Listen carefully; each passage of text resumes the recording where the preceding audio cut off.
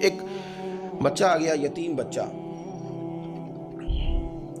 اس نے آ کے عرض کی حضور 3 گھر میں افراد ہیں، میں، میری بہن اور میری بیوہ ماں، والد حضور چلے گئے اور آج نہ 3 دن ہو گئے روٹی کوئی نہیں کھائی۔ میں اس منظر کو بھی جانتا ہوں کہ جب یتیم گھر میں اکٹھے بیٹھے ہوتے ہیں اور پتہ ہوتا ہے ان کو کہ ہماری اماں کے پاس آج پیسے کوئی نہیں اور گھر میں روٹی بھی کوئی نہیں، تو پھر ان کو بھوک ہی نہیں لگتی۔ ہاں نہیں لگتی۔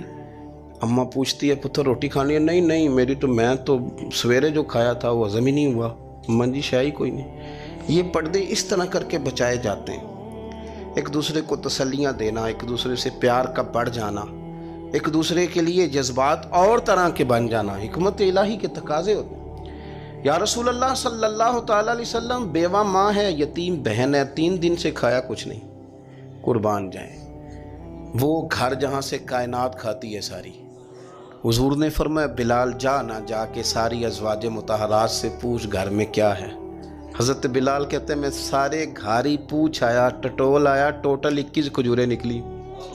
یہ 2 جہاں کے شاہ ہیں اور پاس کچھ رکھتے نہیں، 2 جہاں کی نعمتیں ہیں، ان کے خالی ہاتھ میں حضور کے سارے گھر کو میں ڈھونڈ 21 کھجوریں نکلی تو لا کے میں نے پیش کر دی، تو حضور نے ڈائریکٹ اس کو نہیں دی، نبی پاک نے اپنے ہاتھ پہ رکھ لی اور کہتے ہیں پھر حضور نے نا اپنا منہ مبارک قریب کیا کھجوروں کے۔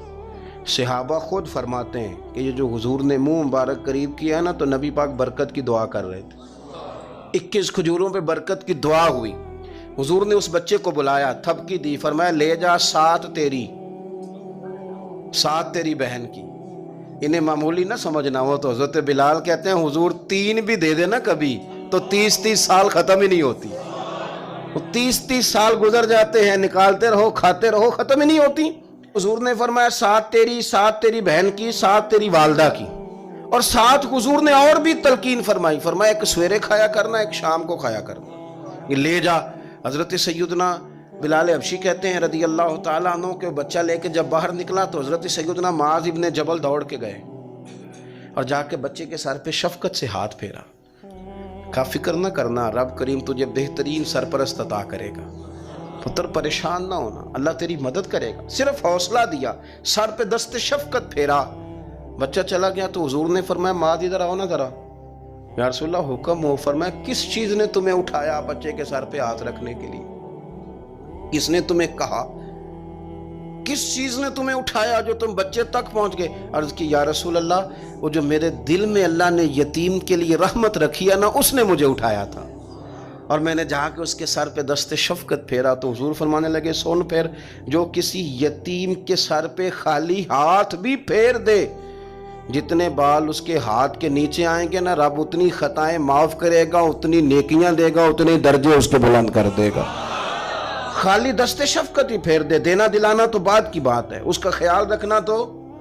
یہ جو ہمارے مدارس ہیں نا، ان میں اکثر بچے غریب ہوتے ہیں، لیکن کچھ بچے تگڑے گھروں کے بھی ہوتے ہیں، مالدار گھروں کے بھی ہوتے ہیں۔ اس میں اگر کوئی ایسا بچہ آ بھی جاتا ہے نا جو یتیم ہے، کمزور ہے، تو وہ اپنے آپ کو محسوس نہیں کرتا کمزور، کیونکہ وہ یہ نہیں سمجھتا کہ میں یتیم خانے میں آیا ہوں۔ اس کے ذہن میں مائنڈ سیٹ یہ ہوتا ہے کہ میں مدرسے میں آیا ہوں اور میں پڑھنے کے لیے آیا ہوں، اور چونکہ وہ کچھ وزادار بچے، مالدار بچوں کے ساتھ وقت گزارتا ہے، اسی دسترخوان پہ بیٹھ کے کھاتا ہے، اسی کلاس میں سب کے ساتھ بیٹھ کے پڑھتا ہے، تو اس کی عزت نفس مجروح ہونے کی بجائے طاقت پکڑتی۔ وہ برابری کی سطح پہ جب آتا ہے تو اسے محسوس ہوتا ہے کہ مجھے عزت دی جا رہی۔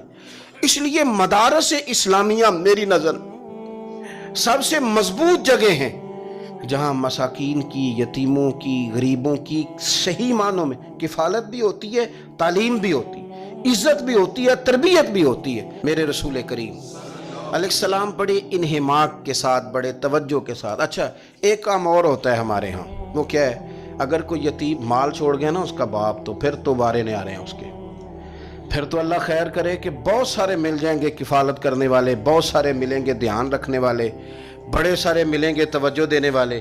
قرآن مجید نے فرما دیا ہے کہ جو یتیم کا مال کھاتا ہے وہ سمجھ لے کہ میں مال نہیں کھا رہا، میں آگ کھا رہا ہوں، آگ کھا رہا ہوں، آگ۔ سورہ نساء دیکھیے ہمارے ہاں اگر تو وہ مال چھوڑ گیا ہے تو پھر تو بہت سارے رشتہ دار مستقل اس کے محلے میں مکان لینے کو تیار ہو جاتے ہیں، الا ماشاءاللہ۔ پھر تو بڑے سارے ایسے بھی رشتہ دار بن جاتے ہیں جن کو والد کی موجودگی میں کبھی زیارت کا موقع بھی نہیں ملا تھا۔ یہ مال جو یتیم کا ہے اس کی تو زیادہ حفاظت کرنی تھی۔ ہم کئی دفعہ مسئلہ بتاتے ہیں، لوگ فتویٰ بازی شروع کر دیتے ہیں۔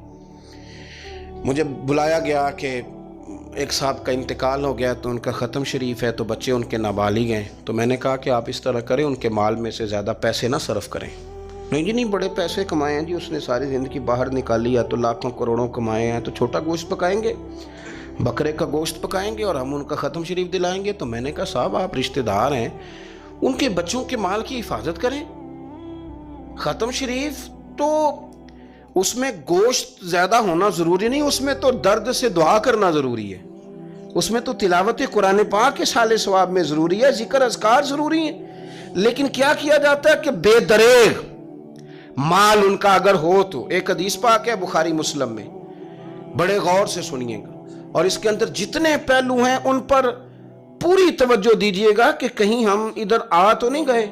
رسول پاک صلی اللہ علیہ وسلم نا ہمارے لیے سب سے بڑے حکیم ہیں، سب سے زیادہ حکمت حضور نے ہمیں بتلائی ہے کہ اس رستے چلو گے تو بچو گے، اس رستے جاؤ گے تو ہلاک ہو جاؤ گے۔ نبی کریم علیہ السلام نے فرمایا، بخاری مسلم ہے، فرمایا 7 ہلاک کرنے والی چیزوں سے بچنا، اگر ان میں تم چلے گئے تو ہلاک ہو جاؤ گے۔ 7 چیزیں ہیں جو تمہیں ہلاک کر دیں، برباد ہو جاؤ گے، تباہ ہو جاؤ گے، ہلاکت کا سفر ہے یہ، 7 چیزوں سے بچو۔ یا رسول اللہ صلی اللہ علیہ وسلم وہ کون کون سی؟ تو حضور نے فرمایا اللہ کے ساتھ شریک نہ کرنا، ہلاک ہو جاؤ گے۔ دوسرا نبی پاک صلی اللہ علیہ وسلم نے فرمایا جادو نہ کرنا، ہلاک ہو جاؤ گے، ہلاک۔ اور یار جسے حضور فرما رہے ہیں ہلاک ہو جائے وہ بچے گا۔ نبی پاک صلی اللہ علیہ وسلم نے تیسرے نمبر پر فرمایا جس شخص کے قتل کرنے کو اللہ نے حرام قرار دیا ہے اسے قتل نہ کرنا، ہلاک ہو جاؤ گے۔